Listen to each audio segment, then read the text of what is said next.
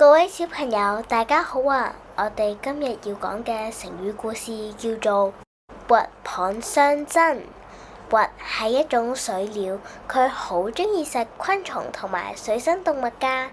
而蚌就係喺水入邊生活嘅軟體動物，佢有一個堅硬嘅貝殼包住，入邊啲肉好鮮甜㗎。喺一個風和日麗嘅中午，沙灘有隻蚌爬咗出嚟，打開個貝殼，悠閒咁曬太陽。喺呢個時候，一隻鷸見到咁肥美嘅蚌，就走過去想食佢啲肉啦。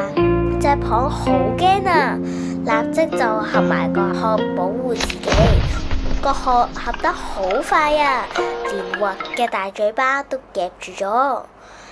鷸咬住蚌嘅肉，蚌夾住鷸嘅嘴，雙方爭持不下。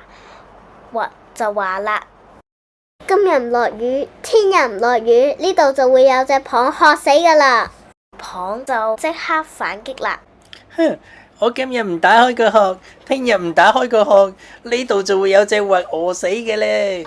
雙方都爭持不下，覺得自己只要堅持落去，就會獲得最終勝利。由中午爭持到黃昏，雙方都已經好疲累啦。